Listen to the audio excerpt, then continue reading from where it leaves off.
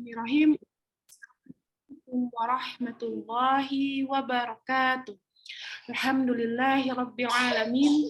Wassalatu wassalamu ala ashrafil anbiya'i wal mursalin wa ala alihi nabiyina Muhammadin sallallahu alaihi wasallam. Amma ba'd. Allahumma ya musarrif qulub, sarif qulubana ala dinik. Alhamdulillah, segala puji bagi Allah yang dengan kasih sayang, taufik, dan pertolongannya kita dapat berkumpul bersama lagi di majelis ilmu yang penuh keberkahan ini, insya Allah. Kajian rutin tematik kita pekan ini bersama Al-Ustadz Fajali, Hafizullah Ta'ala, mengambil judul Selembar Kartu yang Lebih Berat. Insya Allah di akhir materi, seperti biasa akan ada sesi tanya-jawab. Tafadolna untuk mempersiapkan pertanyaan terbaik, bisa langsung japri Ana atau tulis di kolom chat. Baiklah, sebelum kajian dimulai, Ana ingatkan lagi diri Ana sendiri dan Antuna semua untuk selalu meluruskan niat, mengikhlaskan karena Allah untuk mengangkat kebodohan diri, keluarga, dan orang-orang sekitar kita. Baiklah, Ustadz, tafadol untuk memulai kajian kita pada malam hari ini, Ustadz.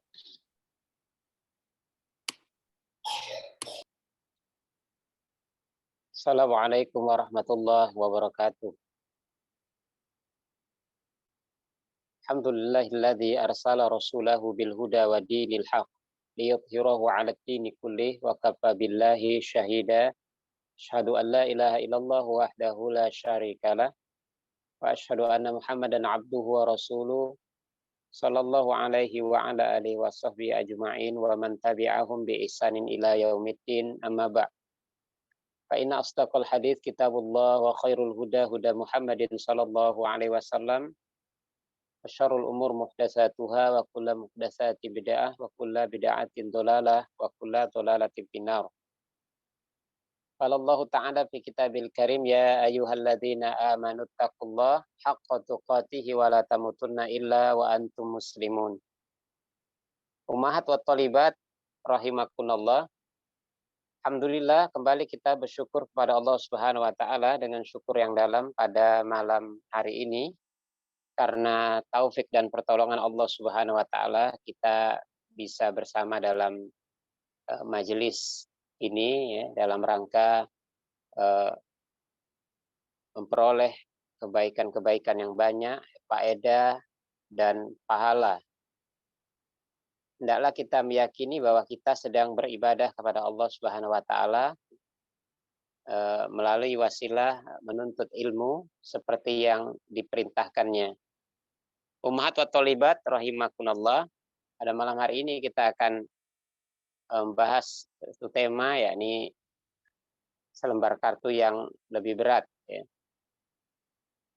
Di mana pada kesempatan ini ya, kita akan membuka ya, sebuah kisah ya, seorang hamba di antara hamba-hamba Allah Subhanahu wa Ta'ala yang terbebani banyak dosa ya. Karena banyaknya dosa ya, yang menyebabkan lidahnya menjadi keluh ya, karena dosa-dosa yang melingkupi dirinya. Adapun malaikat yang mulia yang bertugas mencatat amal-amal manusia ya, telah mencatat dosa-dosanya yang begitu banyak ya, sampai memenuhi 99 buku besar ya, dosa-dosa ya, di mana setiap satu buku besar itu ya luasnya sejauh mata memandang ya, yang menyebabkan seorang hamba ini begitu merasa takut dan cemas ya, sampai akhirnya dikeluarkanlah satu lembar ya, satu lembar kertas ya, atau satu lembar kartu yang ternyata itu bisa mengimbangi beratnya dosa-dosa yang ia miliki ya. Dan kisah ini adalah kisah yang kita bisa peroleh dari sebuah hadis ya, yang diriwayatkan oleh Imam At-Tirmidzi ya dalam kitab Al-Iman dan dikeluarkan juga oleh Imam Ibnu Majah dalam Sahihnya ya, di mana Syekh Albani rahimahullah taala ya, menyebutkan bahwa hadis ini sahih ya. Karena hadisnya agak panjang maka saya bacakan saja dengan cepat ya.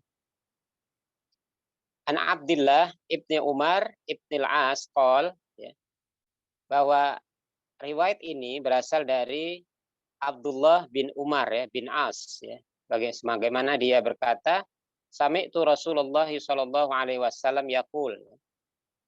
Aku mendengar bahwa Rasulullah sallallahu alaihi wasallam ia bersabda, kata Abdullah bin Umar bin As ya.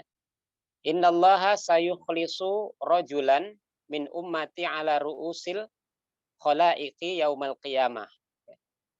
Sesungguhnya Allah ya, akan memberikan pertolongan ya atau menyelamatkan seseorang dari umatku ya yang itu disaksikan oleh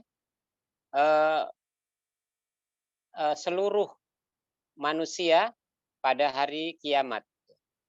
Fayan syuru alaihi tis'atan wa tis'ina sijjilan. Dan saat dipanggil lelaki itu maka dibentangkanlah baginya 99 catatan amalan ya. Sijjilan ini maknanya adalah buku besar atau catatan besar tentang amal-amalnya. Kullu sijjilin mithlu mudda al-basar ya, bahwa setiap sijil atau setiap buku besar itu dia seperti luasnya itu seperti sejauh mata memandang. Summa yaqul, kemudian Allah pun berfirman di hadapannya. Afalaka uzur? Oh maaf, atungkiru min hadza syai'a? Maka Allah pun berfirman kepadanya, apakah engkau akan mengingkari apa-apa yang sudah tercatat di dalam buku besar ini? Azola maka kata bati al-hafidhun, atau engkau merasa telah dizolimi oleh malaikat-malaikat pencatat amal ini? Allah tanya kepada si hamba ini. Yaqul, maka hamba ini pun menjawab, la ya Rob, tidak ya Rob, ya. Aku akui apa yang tercatat itu adalah benar. Kemudian Allah pun bertanya kembali kepada si hamba ini. Fayaqul, apalaka uzur? Maka Allah pun bertanya, apakah engkau memiliki alasan, memiliki uzur ya, terhadap catatan-catatan dosamu yang sebegini banyak? Fayaqul, maka si hamba itu pun menjawab, la ya Rob, enggak ada ya Rob. Aku enggak punya uzur, aku enggak punya alasan yang bisa ku tampilkan di sini. Artinya si hamba ini pasrah. Dia benar-benar menyadari dan mengakui semua catatan-catatan amal tentang keburukannya itu adalah benar. Fayaqul, maka Allah pun berfirman kepadanya, bala, innalaka indana hasana.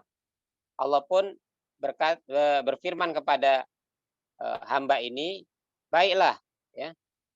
Tidak mengapa, sesungguhnya engkau memiliki kebaikan di sisi kami, kata Allah Subhanahu wa taala. Wa innahu la zulma 'alaikal yaum. Dan pada hari ini sedikit pun engkau tidak akan dizolimi ya, tidak akan dianiaya. Fatakhruju bitaqatun fiha asyhadu alla ilaha illallah wa asyhadu anna Muhammadan abduhu wa rasuluh. Maka di hadapannya dikeluarkanlah bitaqah ya, bitaqah ini sejenis lembar kartu fiha yang di dalamnya ada tertulis asyhadu alla ilaha illallah wa asyhadu anna Muhammadan abduhu wa rasuluh. Ya, aku bersaksi bahwa sanya tidak ada Tuhan yang berhak disembah kecuali Allah, dan aku bersaksi bahwa Muhammad itu adalah hamba dan rasulnya. Umat yang dirahmati Allah Subhanahu wa taala, kalimat syahadatain ini adalah kalimat yang menggambarkan ketauhidan seseorang ya. Di mana ketika seorang hamba mengucapkan kalimat ya dengan keyakinan asyhadu alla ilaha illallah, maka dia telah bersaksi bahwa dia mengucapkan syahadat, disebut syahadat tauhid ya, mengesahkan Allah Subhanahu wa taala. Adapun ucapan asyhadu anna Muhammadan abduhu wa rasuluh, maka ini disebut syahadat rasul. Artinya dia bersaksi bahwa rasul ya, bahwa Muhammad itu adalah hamba dan rasulnya. Kemudian Allah pun berfirman kepada hamba ini, uhdur waznaka. Sekarang hadirlah ke tempat penimbangan amalmu. Ya. Maka si hamba tadi ya telah mengetahui akan banyaknya dosa-dosa yang tercatat ya dengan rapi di 99 buku besar. Dan Allah menghadirkan di hadapannya ada selembar kartu yang dikatakan oleh Allah bahwa ini adalah sebuah kebaikan ya. Kebaikan di sisi Allah Subhanahu wa taala. Maka si hamba ini pun mengatakan, ya Rabbi, ma hadhil bitaqah, ma'aha hadhis sijilat. Ya Rob, apalah artinya selembar kartu ini, kata dia, dibandingkan dengan sijilat, artinya catatan-catatan dosaku di buku besar yang banyak ini. Ya, si lelaki ini ingin memperbandingkan ya, apalah kebaikan dia yang tercatat di lembaran kartu ini dibandingkan dengan dosa-dosanya yang begitu banyak ya. Faqala fa innaka la tuzlam. Maka Allah pun berfirman kepadanya, sesungguhnya engkau tidak akan dizalimi ya. Qala fatudu'u as-sijjilat fi kaffatin wal bitaqatu fi kaffah ya. Maka diletakkanlah as-sijjilat, yakni buku-buku besar yang berjumlah 99 tadi berisi catatan amalan dosa si hamba ini, diletakkan di salah satu piringan atau timbangan, daun timbangan ya. Biasanya kalau dosa-dosa diletakkan di daun timbangan sebelah kiri ya. Kemudian al-bitaqah fi kaffah, dan selembar kartu tadi yang bertuliskan syahadatain tadi juga diletakkan di daun timbangan ya sebelahnya. Fatoshatis sijilat ya. Maka menjadi ringanlah buku besar yang berisikan catatan dosa-dosa tadi. Wasaqulatil bitaqah. Sedangkan selembar kartu tadi menjadi berat. Artinya timbangan daun timbangan yang diletakkan satu lembar kartu tadi itu terasa lebih berat daripada dosa-dosa yang bertumpuk yang banyak tadi. Fala yadkhulu ma'asmillahi wal bitaqatu fi wala yadkhulu ma'asmillahi syai' ya. Maka tidak ada yang bisa mengimbangi ya beratnya sesuatu yang tertulis padanya nama Allah. Umahat yang dirahmati Allah Subhanahu wa taala. Ini adalah pelajaran dan faedah tauhid ya. Di mana kita akan mendapatkan faedah-faedah yang banyak dalam hadis ya sahih yang dikeluarkan oleh Imam At-Tirmizi dan Ibnu Majah ini ya. Di mana kita bisa mengulas di antara faedah dari hadis yang kita bacakan tadi bahwa yang namanya tauhid itu dia memiliki keutamaan yang sangat besar ya. Keutamaan yang sangat besar. Di antaranya adalah tauhid itu bisa menjadi syafaat bagi pelaku dosa. Ya. Kita lihat tadi bahwa hamba itu memiliki dosa yang begitu banyak. Ya. Penggambarannya adalah 99 catatan di buku besar. Ya, yang membuat dia takut. Ya, yang membuat dia begitu cemas. Tetapi satu lembar kartu itu adalah gambaran yang mewakili bahwa si hamba tadi memiliki ketauhidan yang tidak ternodai dengan kesyirikan. Sehingga ketika diletakkan satu lembar kartu tadi yang bertuliskan syahadatain itu, keadaannya menjadi terbalik, di mana dosa-dosa yang sudah dipastikan dia harusnya berat dalam timbangan amal, tetapi serta-merta dia menjadi ringan, sedangkan kartu yang bertuliskan syahadatain itu menjadi berat. Ini menggambarkan kepada kita bahwa seorang hamba sebanyak apapun dosa yang dia miliki, jika dia memiliki ketauhidan yang benar, yang tidak ternodai dengan kesyirikan secuil pun, maka keadaannya ini bisa tertolong, ya, bisa tertolong.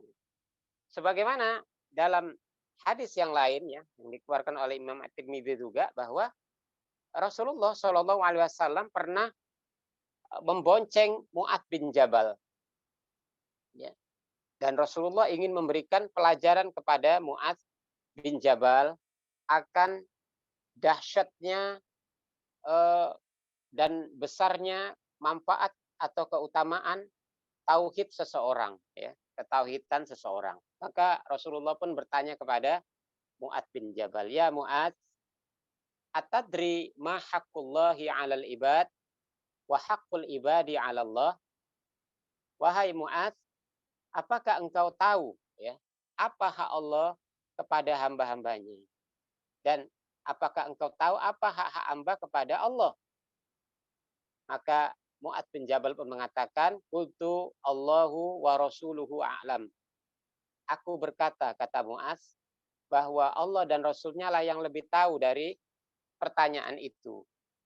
Maka Rasulullah Shallallahu Alaihi Wasallam pun menjelaskan kepada Mu'adz bin Jabal, haqqullahi 'alal ibad ayya'buduhu wa la yusyriku bihi syai'a.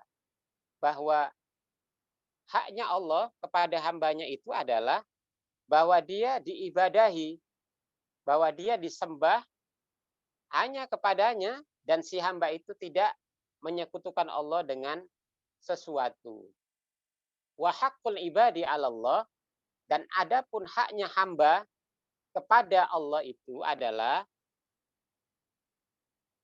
alla yu'adzibu man la yusyriku bihi syai'a. Bahwa seorang hamba yang dia memiliki ketauhidan kepada Allah Subhanahu wa taala, selama dia beribadah kepada Allah, tidak menyekutukan Allah dengan yang lain, maka dia tidak disiksa, ya. La alla yu'adzibu man la yusyriku bihi syai'a. Bahwa Allah tidak akan menyiksa seorang hamba selama dia tidak menyekutukan Allah dengan yang lainnya. Umat yang dirahmati Allah Subhanahu wa taala. Jadi begitu besarnya, ya, keutamaan tauhid, ya.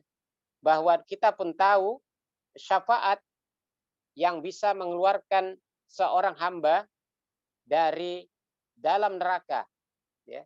Di saat tidak ada seorang pun yang bisa menolong hamba dari siksaan api neraka, dari kobaran api neraka, ya, kecuali ketauhidan yang ada pada dirinya.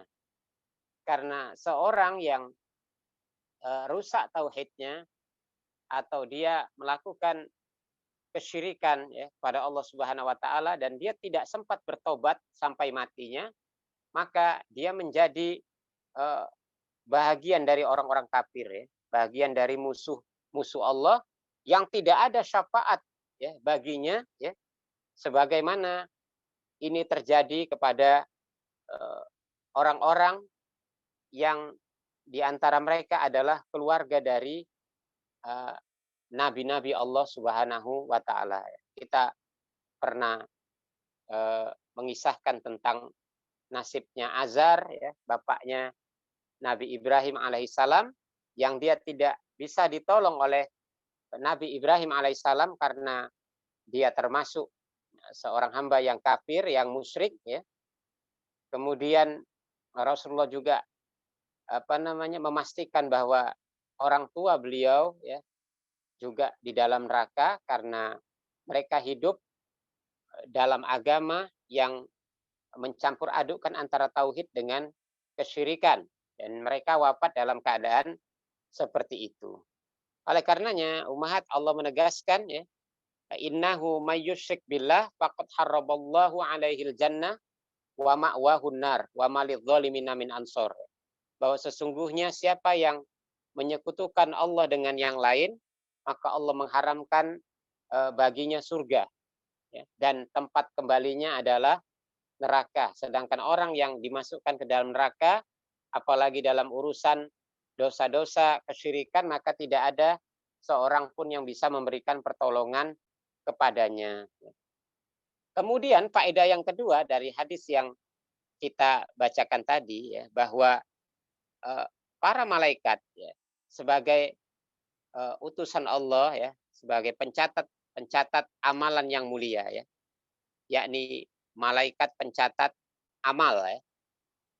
Mereka mengarsipkan semua amalan ya, bagi setiap hamba ya, untuk amalan soleh maupun amalan-amalan toleh ya, amalan-amalan yang baik maupun amalan-amalan yang jahat ya, dan tidak akan terlewatkan ya secuil pun atau satu perkara pun dari amalan-amalan yang dicatat itu ya. Oleh karenanya Allah Subhanahu wa taala memastikan akan hal ini ya. Ketika Allah berfirman ya di dalam surah Al-Kahfi ayat 49 ya, wa wudi'al kitabu fatarol mujrimina musyfiqina mimma fih ya. Ya, ketika diletakkan kitab ya catatan amal itu fatarol mujrimina, maka engkau akan melihat orang-orang yang berdosa ya, orang-orang yang berdosa musyfiqina mimma fi, mereka begitu ketakutan ya melihat catatan-catatan dalam kitab-kitab amalan mereka ya, terlihat di dalamnya ya. Wa yaquluna ya wailatana ma li hadzal kitab la yughadiru saghiratan wala kabiratan illa ahsaha. Duhai celakanya kami ini kitab catatan apa yang di dalamnya tidak meninggalkan amalan-amalan yang kecil maupun amalan-amalan yang besar, kecuali semuanya hadir, semuanya ada, tercatat di sini. Wa wajadu ma amilu hadira, dan mereka mendapati semua catatan amal itu lengkap ada di sana, apa yang telah mereka lakukan. Ini yang membuat orang-orang yang mujrimin ya, pelaku-pelaku dosa ya, pendosa-pendosa yang banyak itu, mereka merasa begitu khawatir.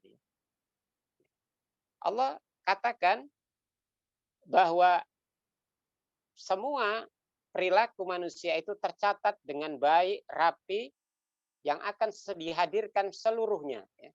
Dihadirkan seluruhnya pada hari kiamat ya, pada hari pembalasan, di mana tidak ada seorang pun yang bisa menolak ya, mengelabui atau membantah apa yang telah tercatat di dalam catatan amal mereka. Umat yang dirahmati Allah Subhanahu wa taala. Kemudian faedah selanjutnya adalah bahwa semua amalan ya yang tercatat pada hari kiamat, baik itu amalan baik maupun amalan yang buruk, maka kedua-duanya akan digantungkan ya atau diletakkan di dalam timbangan amal ya, di dalam timbangan amal. Dari timbangan amal inilah akan terlihat mana amalan yang lebih berat ya, mana amalan yang lebih berat ya. Kata para ulama bahwa yang dimaksud timbangan amal ya, sebagian besar ulama menyebutkan bahwa ini bersifat fisik ya, karena di dalam satu riwayat disebutkan bahwa seandainya langit dan bumi diletakkan di salah satu timbangan amal itu, maka dia menjadi kecil ya, menunjukkan bahwa daun timbangan amal itu memang begitu besar ya. Maka Allah berfirman, paman sakulat mawazinuhu fahuwa fi 'ishatir radiyah. Maka ketika ditimbang, barang siapa yang eh, timbangan amal kebaikannya itu berat, ya, fahuwa fi 'ishatir radiyah, maka dia pun akan tinggal di tempat yang dia ridhoi, ya, yang dia sukai, yakni surga. Wa amma man khaffat mawazinu fa ummuhu hawiyah. Dan barang siapa yang timbangan amalnya, amal kebaikannya itu ringan, berarti eh, timbangan amal keburukannya yang lebih berat, maka dia pun akan dimasukkan ke neraka hawiyah. Kemudian faedah berikutnya adalah bahwa penimbangan semua amalan itu, ya, akan dilakukan secara transparan, ya, dihadiri oleh seluruh makhluk yang ada yang diadili pada saat itu, ya.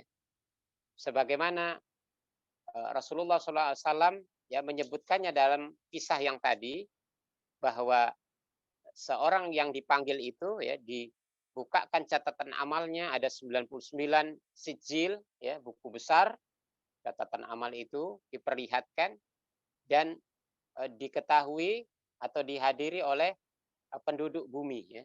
Mereka menyaksikan itu semua sampai tertolonglah si hamba ini karena dia memiliki ketauhidan yang benar. Oleh karenanya di dalam pembahasan ini, ya, kita tentunya, ya, berharap, ya, bahwa Allah menolong kita dan menetapkan kita dengan ketauhidan yang kita miliki tidak berubah sampai kita dipanggil oleh Allah Subhanahu wa taala, ya, kembali kepadanya dalam keadaan membawa tauhid, ya, membawa tauhid yang benar sebagai modal kita, ya, kepadanya, dan sebagai penolong atas, ya, potensi-potensi kita menjadi seorang yang bernasib buruk, ya, di hadapan Allah Subhanahu wa taala. Ini saja, wallahu taala a'lam. Nah, Ustadz, jazakallah khair Ustadz, barakallahu fiik atas penjabaran materinya Ustadz. Ana izin membacakan pertanyaan yang terlebih dahulu masuk Ustadz. Bagi akhwat yang ingin bertanya, tafadol untuk raise hand atau menuliskan di kolom chat. Baik Ustadz, pertanyaan pertama. Bismillah, Ustadz, perkara dengan manusia harus diselesaikan dengan manusia. Apakah nanti kita akan berhadapan dengan manusia lain di akhirat nanti, Ustaz? Termasuk keluarga kita. Apa benar bila mereka tidak redho, pahala kita akan diambil, Ustaz? Jazakallah khair, Ustaz. Iya, nah, berdasarkan riwayat-riwayat yang pernah ditampilkan dan pernah kita bacakan, ya, bahwa pada hari kiamat Allah akan mengadili semua makhluknya, ya, termasuk dimunculkannya kambing yang bertanduk dengan yang tidak bertanduk, yang dulu di dunia kambing yang bertanduk itu menyakiti seekor kambing yang tidak bertanduk, maka itu akan dibalas, ya. Maka demikianlah juga manusia, bahwa di antara manusia, antara yang menzolimi dengan yang zolimi, maka mereka akan dipertemukan, ya. Yang terzalimi dia akan meminta, ya, hak dia, ya, bahwa dia dulu dizolimi, ya. Dan yang menzolimi maka dia berkewajiban untuk membayar atas kesalahan dia menzalimi, ya. Kemudian dalam riwayat tentang hadis al-muflis, ya, orang-orang yang bangkrut, di situ juga digambarkan kepada kita bahwa seorang yang memiliki tabungan pahala yang banyak, ya, karena sholatnya, puasanya, dan seterusnya, tetapi di sisi yang lain dia memiliki kesalahan-kesalahan yang terkait dengan kezolimannya kepada manusia lain, maka pahala-pahalanya itu akan diambil dan diberikan kepada orang-orang yang pernah dia zolimi, ya, sampai ketika orang-orang yang dizoliminya terlalu banyak yang datang meminta tanggung jawabnya, maka kebaikan dia yang telah habis, ya, digantikan dengan diambilnya dosa-dosa dari orang-orang yang terzolimi dulu, itu dilimpahkan kepada orang yang menzoliminya ini waktu di dunia. Ini menggambarkan kepada kita bahwa memang hendaklah kita berhati-hati dalam kehidupan ini ya, supaya kita tidak serta-merta merasa senang ya jika kita merasa menang di dunia ya. Bisa saja di dunia ini kita merasa menang ya karena kita lebih kuat ya, kita lebih berkuasa atau kita lebih kaya sehingga kita bisa menekan orang lain ya, bisa menyakiti orang lain, atau kita memang seorang yang lebih ahli dalam gibah ya, lebih ahli dalam fitnah ya, sehingga kita bisa menggibah dan fitnah orang sesuka hati kita ya, sehingga kita merasa menang di dunia. Tapi semua itu tentu tercatat ya secara rapi dan baik ya, bahwa satu hari di mana tidak lagi berlaku kekuasaan, tidak berlaku lagi kekuatan yang lain ya, kecuali kita hadir di hadapan Allah Subhanahu wa taala yang akan mengadili kita dengan seadil-adilnya, maka yang paling kita andalkan adalah amal-amal baik, dan amal-amal baik itulah yang akan eh, gantian ya untuk membayar semua kesalahan-kesalahan seorang hamba yang eh, terbiasa menzalimi saudara-saudaranya di dunia ya, termasuk kepada keluarganya ya, jika memang dia termasuk orang yang menzolimi. Allahu a'lam. Nah, Ustadz, jazakallah khair, Ustadz. Pertanyaan selanjutnya. Bismillah, Ustadz. Ana izin bertanya. Bagaimana hukumnya seorang istri yang memandikan jenazah suaminya atau sebaliknya suami memandikan jenazah istrinya? Karena di masyarakat yang awam masih sering disebutkan bahwa seorang istri ataupun suami tidak boleh lagi menyentuh jenazah suami atau istrinya yang sudah selesai dimandikan jenazahnya karena dapat membatalkan wudhu. Bagaimana cara kita menjelaskan tentang perkara ini, Ustadz? Jazakallahu khair. Ya, terhadap pertanyaan ini ada dua perkara yang tentunya mesti dipahami ya. Yang perkara pertama adalah bahwa seorang suami atau seorang istri ya, masing-masing dia diperkenankan untuk memandikan jenazah pasangannya ya. Karena sebenarnya Aisyah radhiyallahu anha ya pernah mengatakan kepada para sahabat ya, kalau tidak segera kalian mandikan, mungkin aku yang memandikan ya. Begitu juga Rasulullah mengatakan bahwa kalau seandainya engkau meninggal duluan, aku yang akan memandikanmu. Ini menggambarkan kepada kita bahwa sepasang suami istri boleh saling memandikan ya. Adapun kalau yang dimaksudkan pada perkara ini adalah seperti asumsi masyarakat terkait dengan batalnya wudhu seseorang apabila bersentuhan dengan lawan jenis ya. Dalam hal ini juga termasuk pasangan ya, baik yang mahram ataupun tidak, maka ini adalah perkara yang terkait dengan ikhtilaf para ulama ya, bahwa dalam hal ini paling tidak ada 3 pendapat yang masyhur ya di kalangan para ulama. Pendapat pertama adalah bahwa bersentuhan antara laki dan perempuan setelah berwudu, maka dia batal secara mutlak ya, batal secara mutlak ya. Artinya mau suami, mau istri, mau orang lain kalau sedang berwudu, sudah berwudu kemudian bersentuhan, maka dia batal ya. Ya, termasuk dalam hal ini adalah pendapat Imam Asy-Syafi'i dan mazhab Syafi'iyah ya. Dan ini yang paling banyak dianut oleh masyarakat muslimin ya di Indonesia atau di sekitar Asia Tenggara ya. Dalilnya adalah surah An-Nisa ya, di mana ketika Allah menjelaskan pembatal-pembatal sholat, maka ada firman Allah, aula mastumun nisa ya, atau kamu menyentuh wanita ya. Kemudian pendapat yang kedua adalah tidak membatalkan wudhu secara mutlak ya, dalam kondisi apapun tidak membatalkan wudhu secara mutlak ya. Dalilnya tentu banyak ya, dan ini diantara pendapatnya Imam Ahmad dan Imam Abu Hanifah ya, dengan mazhabnya Hambaliyah dan Hanafi. Dalilnya diantaranya adalah bahwa orang yang sudah berwudu itu dipastikan atau diyakini dia sudah bersuci. Dan tidak ada yang bisa membatalkan kesucian seorang kecuali pembatal yang jelas berdasarkan pada dalil yang sharih, yang tegas. Ya, seperti misalnya orang buang angin, buang air besar, buang air kecil, dan seterusnya. Tetapi jika tidak ada sisi pendalil yang tegas, maka dia tidak terbatalkan. Ya. Misalnya tentang bersentuhan dengan lawan jenis, maka ini tidak ada dalil yang tegas, yang jelas bahwa itu bisa membatalkan wudhu. Adapun dalil surah An-Nisa, aula mastumun nisa itu maknanya bukanlah maksudnya bersentuhan biasa, tetapi aula mastumun nisa itu maknanya adalah bersetubuh, ya, bersetubuh itu yang membatalkan.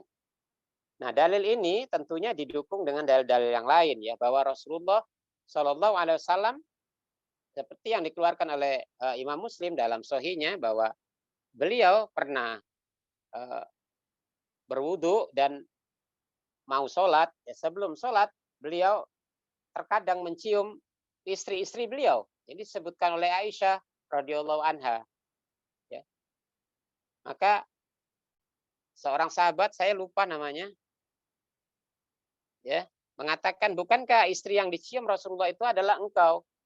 Maka Aisyah pun tertawa, ya, membenarkan perkataan sahabat ini bahwa Rasulullah sebelum wudhu dia terkadang mencium Aisyah, ya, dan Rasulullah langsung sholat, tidak berwudhu lagi.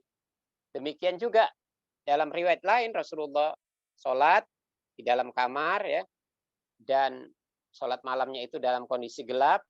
Maka ketika Rasulullah sujud, Rasulullah pun mendorong kaki Aisyah yang telentang, ya, maka kaki Aisyah pun dilipat oleh Aisyah. Kemudian ketika Rasulullah berdiri, kaki Aisyah selonjor lagi. Ya. Begitulah ya sampai Rasulullah menyelesaikan sholat-sholat sunatnya. Kata Aisyah saat itu rumah-rumah belum memiliki lampu-lampu penerangan. Ya. Sementara rumah Rasulullah itu begitu kecil. Ya.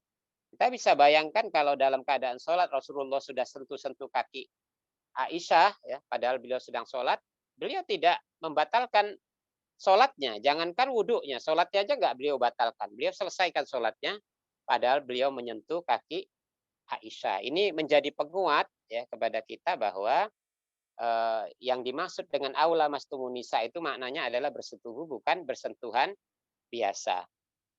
Kemudian pendapat yang ketiga dari para ulama adalah bahwa bersentuhan setelah berwudu atas lawan jenis itu membatalkan kalau disertai dengan syahwat. Kalau tidak dengan syahwat, maka dia tidak batal. Maka dari tiga pendapat ini yang paling dekat dengan kebenaran karena sisi pendalilan yang dekat dan kuat adalah pendapat yang kedua ya, bahwa setelah berwudu itu kalau bersentuhan dengan lawan jenis itu tidak batal. Ya. Namun ini adalah perkara fikih ya, nggak semua orang paham. Apalagi masyarakat awam ya, masyarakat awam tentunya dia mendengarkan ucapan gurunya ya tanpa mengerti dasar sisi pendalilannya. Maka upayakan untuk tidak berbantah-bantahan dengan orang yang tidak mengerti ya. Tapi kalau memang bisa diajak dijelaskan secara rinci, maka jelaskanlah. Nah, wallahu a'lam. Nah, Ustadz, jazakallah khair Ustadz. Pertanyaan selanjutnya, langsung dua ini Ustadz, satu pertanyaan dengan satu tolibah dengan dua pertanyaan. Ustadz, saya sedang hamil anak perempuan. Apakah anak perempuan itu wajib dihitan atau tidak Ustadz? Karena ada yang bilang sunnah, ada yang bilang wajib untuk dihitan. Yang kedua, kalau akikahan sunnahnya di hari ke-7. Kalau belum bisa diakikahin di hari ke-7, misal baru ada rezeki ketika bayi usia 2 atau 3 bulan, apakah masih bisa? Mohon pencerahannya Ustadz. Jazakallah khair. Nah, masalah khitannya anak perempuan, ya pendapat yang paling masyhur di kalangan para ulama adalah, hukumnya sunat ya, secara fikih ya. Sunnah secara fikih, artinya dia lebih kepada, mustahab ya, penganjuran ya, kalau dilakukan berpahala ya, kalau tidak, tidak berdosa. Karena para ulama menjelaskan di antara hikmahnya adalah hanya untuk mengurangi sedikit, kemungkinan ya, potensi, dia besar ya, syahwatnya terlalu, tinggi ya, terlalu tinggi. Maka, kepada anak-anak wanita itu disunatkan untuk berkhitan ya. Kemudian masalah akikah juga, para ulama juga menjelaskan bahwa yang utama 7 hari dari hari kelahirannya, kalau belum bisa 14 hari, kalau belum bisa 21 hari, dan kelipatan 7 setelahnya sampai di waktu-waktu yang masih bisa dihitung ya. Kalau masih ukuran 2 bulan mungkin bisa dihitung kelipatan 7. Tapi kalau memang belum mampu juga, maka sampai ditunggu dia mampu ya, ditunggu dia mampu. Dan akikah ini adalah kewajiban orang tua ya, bukan kewajiban anak. Oleh karenanya di antara pendapat ulama yang paling kuat adalah bahwa anak sekalipun nanti dia sudah mampu, dia tidak diwajibkan untuk mengakikahkan dirinya sendiri. Karena akikah itu kewajiban orang tuanya, bukan kewajiban anaknya. Maka semoga Allah memudahkan jika memang adanya rezeki atau kemampuan untuk mengakikahkan anak itu di waktu-waktu yang, lebih lama, misalnya hitungan bulan, maka hitunglah dengan kelipatan 7. Tapi kalau itu tidak memungkinkan karena waktunya lebih lama lagi, maka lakukan di waktu yang telah lapang. Wallahu a'lam. Nah, Ustadz, jazakallah khair, Ustadz. Pertanyaan selanjutnya, Ustadz, saya memiliki beberapa pegawai. Jika saya ingin memberikan zakat kepada mereka, apakah saya harus mencari tahu dulu apakah mereka benar-benar membutuhkan, atau semua pegawai boleh menerima zakat dari saya? Jazakallah khair, Ustadz. Iya, zakat mal mungkin maksudnya ya. Nah, Zakat Ustadz. mal zakat mal, tentunya yang paling masyhur di negeri kita ini, biasanya orang cari, 2 asnaf ya dari 8 asnaf, yakni di awal itu fakir dan miskin ya. Kalau fakir itu orang yang dia nggak jelas pekerjaannya ya, nggak jelas. Jadi dia nggak memiliki pekerjaan yang jelas, nggak memiliki pekerjaan yang tetap, dan ini berkaitan dengan masalah penghasilan ya, karena kerjaannya nggak jelas, maka penghasilannya juga nggak jelas ya. Artinya, susah ya, ada juga orang yang sesekali punya kerjaan, tapi sekali dia dapat kerjaan dia langsung kaya raya ya, ini nggak masuk dalam kategori fakir. Kemudian miskin, ini miskin adalah orang yang dia sebenarnya punya pekerjaan, tapi penghasilannya terlalu kecil untuk menghidupi kebutuhan-kebutuhan pokoknya ya. Yang dimaksud di sini adalah kebutuhan pokoknya ya, bukan lifestyle-nya ya. Ada orang yang, gajinya kecil, tapi kalau untuk ukuran makannya saja atau sekedar untuk beli pakaiannya itu cukup, maka ini tidak termasuk miskin.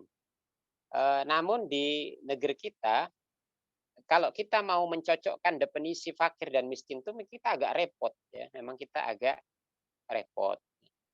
Kalau seorang, katakanlah seorang atasan atau seorang bos yang memiliki, pegawai-pegawai, ya tentunya dia bisa mengukur lah bagaimana kadar kebutuhan dan kadar, eee, kelemahan dari pegawai-pegawainya. Mana di antara mereka yang paling membutuhkan ya. Tentunya, seorang atasan dia bisa, mencari mana di antara mereka yang paling butuh. Kemudian kata para ulama, kalau kita memberikan zakat mal kepada orang-orang yang kita kenal ya, seperti saudara atau seperti, eee, pegawai kita sendiri, maka, bisa dilihat kalau dia termasuk orang yang tidak terbiasa menerima zakat, maka tidak diucapkan itu lebih baik ya. Beri saja, nggak tanpa perlu mengatakan, "Ini zakat mal kami," dia tidak perlu. Karena itu bisa menorehkan semacam luka di hatinya ya, dia merasa direndahkan ya dan seterusnya. Tapi kalau memang dia termasuk orang yang terbiasa menerima zakat dan dia tidak tidak masalah ya menerima zakat, maka nggak apa-apa diucapkan. Intinya dilapaskan atau tidak ya Allah tahu dari niatan kita ya mengeluarkan harta itu, nilainya untuk zakat mal atau untuk zakat fitrah atau zakat fitri atau untuk sedekah biasa. Allahu a'lam. Ustadz, jazakallah khair Ustadz. Pertanyaan selanjutnya Ustadz. Ustadz, apakah ada doa khusus supaya keluarga kita mendapat hidayah? Apakah ada doa khusus Ustadz agar keluarga kerabat kita mendapat hidayah Ustadz? Nah, saya nggak tahu ya masalah doa yang khusus untuk dapat hidayah. Ya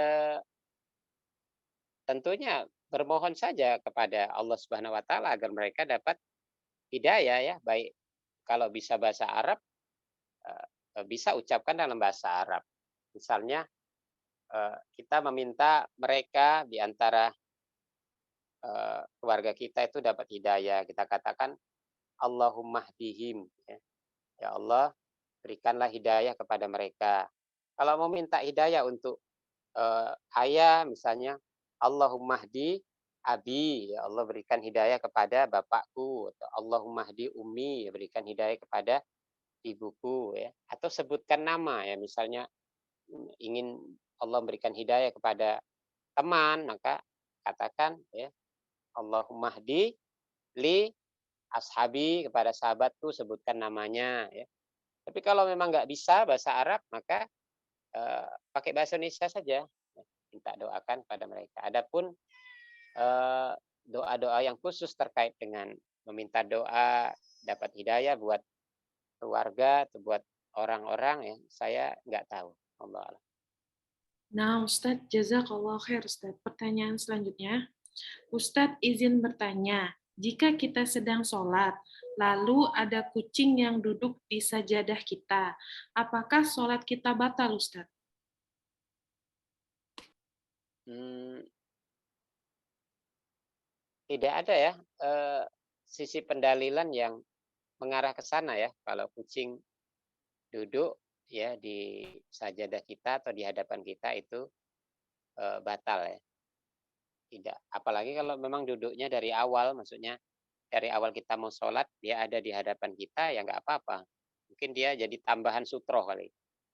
Ya, sebagaimana di antara sutroh yang ada dalam riwayat itu adalah seseorang yang mau mencari sutroh di dalam masjid, dia tidak ketemu, karena tembok-tembok semua sudah dipakai orang lain untuk sutroh, termasuk tiang di masjid, maka dia bisa menjadikan punggung orang yang sedang duduk itu menjadi sutroh. Ya. Maka kalau ada hewan atau ada apa saja di hadapan orang yang sholat, ya, dia tidak tidak menjadi penghalang atau pembatal sholat ya, kecuali yang tersebut dalam hadis ya, seperti anjing hitam misalnya. Tapi kalau kucing nggak ada. Nah, Ustadz, bagaimana yang kalau ada hadis yang kalau kita ada orang lewat jalan, terus dia bisa jadi berdosa besar, Ustadz? iya. Tapi itu bisa dengan punggung juga menjadi sutra itu, Ustadz. Gimana, Ustadz? Pencerahannya, Ustadz? Nah, eh, ini berbeda ya. Kalau orang yang tidak melewati sholat kita, di mana sholat kita sudah ada sutrohnya, ada pembatasnya di hadapan, maka kata Rasulullah, qatilhu ya, perangi dia, maksudnya cegah dia supaya tidak lewat. Kalau dia masih mau lewat di antara kita dengan pembatas sholat kita, maka kita suruh perangi, suruh tolak dia ya semampu kita. Seandainya dia tetap lewat, maka ini bukan urusan kita ya, dia yang berdosa ya. Orang yang melewati orang yang sedang sholat, padahal di depannya ada sutroh dan dia melewati antara sutroh itu, pembatas itu dengan orang yang sholat, maka dia berdosa. Ya, dan kata para ulama ini termasuk dosa besar karena Rasulullah suruh merangi, ya. Bahkan Rasulullah katakan sesungguhnya dia seton. Ya. Adapun orang yang duduk, ya orang yang duduk misalnya dia sedang berzikir atau dia sedang baca Quran pelan, maka kita jadikan punggungnya ini menjadi sutro, ini tidak masalah ya. Saya kalau nggak salah, saya pernah baca riwayat tentang seorang sahabat yang menjadikan eh, punggung sahabat yang lain itu menjadi sutroh di dalam sholat. Nah. Nah, Ustadz, jazakallah khair. Pertanyaan selanjutnya. Bismillah, Afwan Ustadz, menanggapi masalah zakat mal tadi. Kalau satu keluarga yang tidak begitu miskin, tapi tidak juga kaya, tapi alhamdulillah bisa memasukkan anaknya ke pondok, apakah bisa mendapatkan zakat mal? Mengingat salah satu yang berhak menerima zakat mal adalah fi sabilillah. Iya, bisa. Orang-orang yang menuntut ilmu agama itu masuk kategori fisabilillah ya. Dan boleh dibiayai ya, dengan zakat mal. Boleh dibiayai dengan zakat mal. Apalagi yang kita tahu bahwa anak yang sekolah tadi itu dari orang tua yang tidak begitu mampu ya secara finansial, maka seorang yang mengambil alih anak tersebut, walaupun dia ambil dari zakat malnya, ini sudah menunaikan zakat mal pada alur yang tepat ya. Nah. Nah, Ustadz, jazakallah khair, Ustadz. Pertanyaan selanjutnya, Ustadz, apakah kita punya kewajiban untuk meluruskan fitnah yang terjadi terhadap diri kita? Atau kita biarkan saja, Ustadz? Yang kalau ada semacam tuduhan atau fitnah yang mendera kita ya, jika memang ada yang bertanya, mengkonfrontir atau mempertanyakan masalah itu, maka ada hak kita untuk membantah ya, sebagaimana ini terjadi menimpa di antara para sahabat ya, seperti pernah terjadi pada Abu Hurairah ya, ketika beliau menjadi gubernur Bahrain dan beliau dituduh korupsi, maka Abu Hurairah membantah bahwa beliau tidak melakukan seperti yang dituduhkan, atau tuduhan kepada Sa'ad bin Sa'id ya. Sa'id bin Zaid ya. Di antara 10 orang sahabat yang dijamin Rasulullah masuk surga ya. Ada seorang wanita yang menuduhnya merampas tanahnya ya, sejengkal tanahnya, maka Said pun menolak ya. Itu di masa kekhalifahan Umar ya. Beliau bersumpah bahwa bagaimana dia yang hafal hadis tentang seorang yang mengambil sejengkal tanah itu dikalungkan 7 lapis bumi di hari kiamat, dia berani melakukan itu ya. Maka dia pun bersumpah atas nama Allah, dia menangkal wanita yang menuduhnya tadi. Bahkan dia berdoa kepada Allah, jika wanita itu berbohong, maka jangan engkau matikan dia sebelum dia mati di buta dan mati di tanahnya sendiri ya. Dan ternyata Allah mengabulkan doa Sa'id bin Zaid ini. Ini menjadi sisi pendalilan kepada kita jika kita difitnah dan ada orang bertanya atau kita perlu menjelaskan, maka ada hak kita untuk menjelaskan bahwa kita tidak seperti yang dituduhkan. Nah, Ustadz, jazakallah khair, Ustadz. Pertanyaan selanjutnya, Ustadz, bila kita diuji sakit yang lumayan berat, bagaimana kita menyikapinya, Ustadz? Kadang banyak prasangka-prasangka dalam hati yang tidak membuat tenang. Mohon nasihatnya, Ustadz. Jazakallah khair. Nah, intinya kita memahami bahwa nggak ada seorang pun dari makhluk itu ya, utamanya manusia, dalam kehidupan dan kematiannya itu yang luput dari ujian, nggak ada. Semuanya pasti mengalami ujian. Jangankan kita, manusia-manusia mulia di antara para nabi dan rasul juga mengalami ujian-ujian bahkan lebih berat dari ujian kita.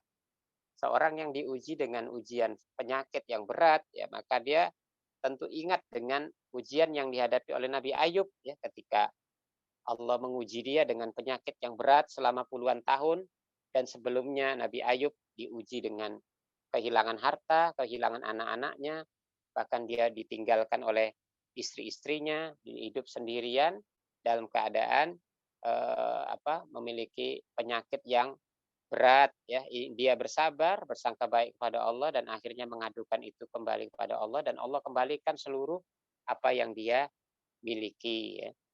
Oleh karenanya terkadang ada muncul sangkaan-sangkaan buruk pada Allah, ini adalah waswas syaitan. Syaitan memang selalu mencari celah ya, di mana kita kondisinya sedang lemah ya, jiwa kita sedang rapuh dan syaitan membisikkan kepada kita agar kita bersangka buruk pada Allah Subhanahu wa taala ya. Jangan sampai kita masuk dalam perangkap syaitan ya. Banyaklah bersabar dan juga bisa meminta nasihat kepada orang-orang yang bisa memberi nasihat akan masalah ini. Nah, Ustadz, jazakallah khair, Ustadz. Pertanyaan selanjutnya. Bismillah, Ustadz menanggapi masalah zakat mal. Balik lagi, Ustadz, zakat mal. Sepertinya masih penasaran ini. Bolehkah zakat mal diberikan ke lembaga yang membantu umat dalam belajar atau agama secara free, gratis ini, Ustadz? Kepada lembaga. Ya, lembaga dakwah, Ustadz. Ya. Jadi begini ya, sebenarnya zakat kalau kita lihat dari historisnya ya, dulu di zaman Nabi SAW ya, Rasulullah di antara perintahnya itu adalah memang kepada para sahabat itu memungut zakat ya, memungut zakat. Dan kalau di sekarang memang ada istilah lembaga-lembaga amil zakat ya, badan amil zakat dan seterusnya. Tetapi pertanyaannya adalah apakah ada kewajiban yang mutlak ya, kita menyerahkan zakat mal kita kepada lembaga-lembaga tersebut ya. Selama kita meyakini dan mempercayai kinerja mereka dan amanah dalam masalah penyaluran zakat ya, maka boleh saja diserahkan ya. Tapi kalau misalnya mau dikelola sendiri, diberikan kepada mustahiknya yang kita yakin bahwa dia layak untuk menerimanya, maka juga tidak salah ya seorang mengelola sendiri dan memberikan kepada yang berhak ya menerimanya. Kalau lembaga pendidikan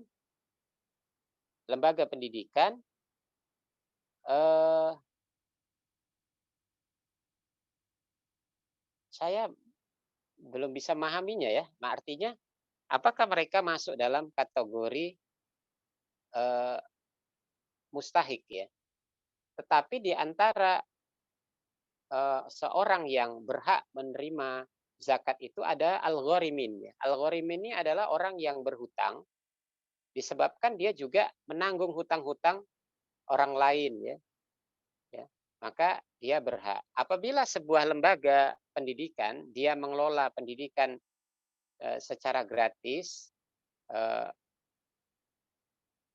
maka jika dia termasuk lembaga yang membutuhkan kucuran dana disebabkan karena konsekuensi dia mengelola orang-orang yang menuntut ilmu secara gratis, maka saya rasa ini bisa masuk dalam kategori mustahik ya, yang berhak menerima zakat apabila memang mereka membutuhkannya, karena ada juga lembaga-lembaga yang dia punya donatur tetap ya, atau bahkan lembaga ini berkelimpahan dalam mengelola ini sehingga mereka tidak membutuhkan donasi atau semacam zakat. Jadi dilihat keadaannya lah. Nah, Ustadz, jazakallah khair. Pertanyaan selanjutnya, Ustadz.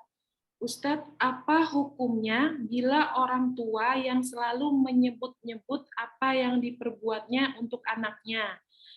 Misal, berbicara dari lahir hingga besar sampai Ana ulangi Ustadz, Afan. Ustadz, apa hukumnya bila orang tua yang selalu menyebut-nyebut apa yang telah diberikannya untuk anaknya dari lahir hingga besar sampai menyakiti hati sang anak? Jazakallah khair, Ustadz. Ya, insya Allah pertama bersabar ya. Karena itu orang tua kita ya. Bagaimana gimana jahatnya orang tua kita, ya kita tetap diminta untuk berbuat baik padanya. Kemudian yang kedua, kalau itu disebut-sebut di hadapan kita, ya doakan beliau, ya katakan, inilah kenapa seorang anak harus berbakti kepada orang tua. Ini adalah kebaikan ibu misalnya, yang ibu sebutkan adalah kecil dibandingkan yang ibu lakukan kebaikan yang lain ya. Merawat, melahirkan, merawat itu kan lebih besar daripada sekedar membiayai ya. Oleh karenanya, pujilah orang tua, ya mungkin dia ingin diakui kebaikan-kebaikannya. Katakan bahwa Allah telah menuliskan pahala-pahala ibu, pahala-pahala bapak begitu besar misalnya, karena kebaikan-kebaikan ini, dan tugas kami adalah berbakti, ya, berbuat baik dan membalas kebaikan orang tua.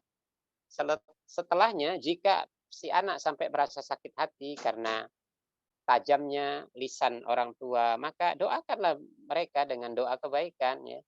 Semoga Allah memberikan hidayah kepada mereka. Biasanya sih orang tua seperti ini ya karena orang tua yang memiliki keterbatasan dalam pemahaman mereka pada agama, ya, pemahaman mereka pada keikhlasan, dan atau juga karena perilaku buruk juga dari anaknya yang tidak sering menyebut-nyebut kebaikan mereka atau tidak memberikan rasa bakti yang mendalam kepada mereka. Ya, maka kita ambil sisi baiknya saja ya. Semoga ini menjadi ujian ya, cobaan bagi sang anak, tetapi juga bisa berbuah berbuah pahala ya bagi anak jika dia bersabar. Tetaplah berbuat baik dan mendoakan mereka ya. Semoga Allah meringankan beban ini dan memberikan petunjuk kepada orang tua yang demikian. Nah, Nah, Ustadz, Alhamdulillah, jazakallah khair Ustadz. Pertanyaan selanjutnya, Bismillah, Assalamualaikum, Afwan Ustadz, Ana izin bertanya. Afwan keluar dari tema. Bolehkah kita ikut berpartisipasi di saham untuk berusaha mencari rezeki? Jazakallah khair Ustadz. Ikut saham Ustadz. oh nah, eh, saham apa ya yang dimaksud ini? Kalau saham apa ini? Mungkin Ana juga nggak tahu banyak soal saham Ustadz. Nah, Mungkin beli saham kali ya Ustadz ya. Mungkin termasuk riba ini saham ini Ustadz. kalau kalau masalah saham di dalam bursa saham ya saya juga kurang begitu memahami ya bagaimana aturan mainnya di situ ya. Kita khawatir banyak hal-hal yang dia bertabrakan dengan eh, aturan-aturan Islam ya. Tapi kalau yang dimaksud saham itu adalah investasi dalam perkara-perkara yang sah, yang jelas, seperti orang bekerja sama dalam eh, membangun sebuah usaha dan seterusnya dengan sistem mudharabah bagi hasil, maka ini tidak mengapa ya, tidak mengapa. Apalagi kalau saham itu saham dalam bentuk usaha yang ada kaitannya dengan amal-amal jariah ya, misalnya saham buat sekolah ya, saham bangun pondok pesantren atau apa, maka ini ada lebih baik ya. Saham yang diniatkan di awal untuk mendapatkan pahala akhirat, tetapi juga ada sisi keuntungan duniawi ya. Kalau saham yang dimaksud adalah bursa saham ya saya belum bisa jawab. Nah, Nah, Ustadz, jazakallah khair. Pertanyaan selanjutnya Ustadz. Bismillah, Ustadz izin bertanya. Bagaimana cara menyikapi orang tua yang kadang mau menang sendiri, sering bentrok dan selalu dibeda dengan anak laki-laki? Apakah salah Ustadz jika saya memilih keluar rumah atau ngekos hidup sendiri dan kerja di luar kota? Jazakallah khair Ustadz. ya insya Allah. Seorang anak wanita tadi berarti ya. Nah, Ustadz, akhwat Ustadz yang bertanya. Oh ya, akhwat. Ya tentunya keinginan ini masih dipenuhi rasa amarah ya, rasa rasa amarah dan ketidakridhoan kepada orang tua. Yang yang lebih tepat adalah mendekat ya. Memang kadang-kadang perilaku orang tua itu menyakitkan ya, menyakitkan. Tetapi sebagai anak kita nggak mungkin bisa mengimbangi kejahatan mereka, ya. Karena kita tetap salah. Kita tahu bagaimana kejahatan yang lebih besar daripada kejahatan seorang bapak yang mensyirikatkan Allah seperti Nabi Ibrahim dengan bapaknya Azar. Ya, kejahatan Azar itu bukan kejahatan biasa. Beliau membuat patung dan beliau ikut nyembah patung. Padahal anaknya sendiri adalah seorang nabi. Ya. Bahkan Azar itu sampai ngancam-ngancam sama Nabi Ibrahim, kalau kamu nggak berhenti, kau ini kurajam, kata Azar. Dan akhirnya Nabi Ibrahim pun diusir oleh Azar. Ya. Ini adalah kejahatan orang tua yang paling besar, ya. Kalau kejahatan orang tua kita sekarang ya paling-paling marah-marah, ya, kemudian ngomel-ngomel dan seterusnya. Maka kalau mau mendapatkan keridhaan Allah, ya harus bersabar, ya, harus bersabar. Apalagi seorang anak perempuan, ya. Siapa tempat dia berlindung? Ya orang tua. Kalau orang tuanya jahat, ya dia berusaha untuk memahami sisi orang tua, kejahatannya kenapa? Karena bisa saja ada yang menyekat orang tua. Kita kadang-kadang anak ini sudah hijrah, kita belajar agama, terus kita mengerti yang ideal-ideal dalam perkara hukum-hukum agama. Kemudian kita menemukan orang tua kita jauh dari agama, ya kerjanya ngomel-ngomel, ya, karena dia belum mendapatkan hidayah itu, ya. Jadi ada penyekat dia untuk bisa baik, ya. Maka seorang anak itu kalau dia mencintai dirinya, mencintai orang tuanya, dia berusaha bagaimana orang tuanya dapatkan hidayah seperti halnya dirinya mendapatkan hidayah. Yang pertama sekali dilakukan adalah pendekatan secara emosional, lebih ditingkatkan kualitas kebersamaan dan kasih sayangnya, berikan perhatian dan seterusnya secara tulus.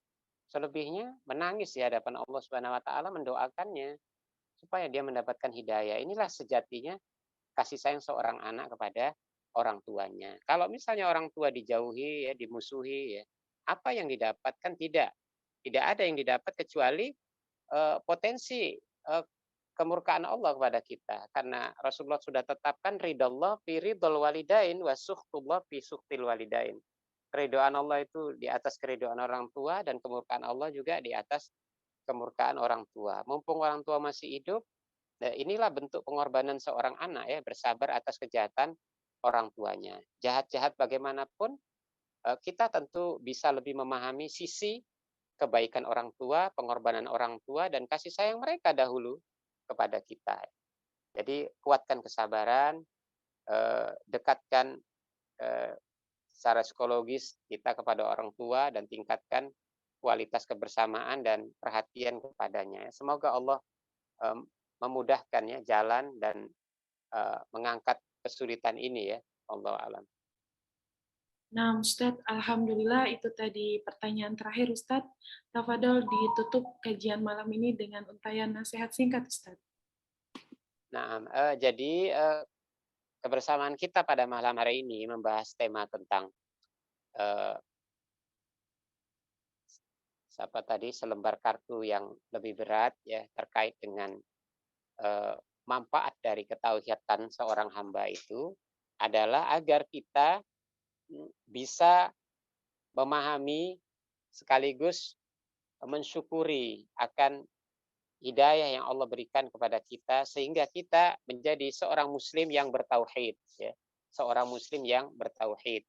Dan kita bisa memahami bahwa ketauhidan yang kita miliki adalah kekayaan yang tidak ternilai dengan apapun. Ketahuilah sesungguhnya langit dan bumi, ya, langit dan bumi sekalipun itu dibandingkan dengan ketauhidan seorang hamba, maka lebih bernilai ketauhidan seorang hamba. Oleh karenanya, hendaklah kita selalu berdoa kepada Allah Subhanahu wa taala agar Allah menjaga ketauhidan kita, ya.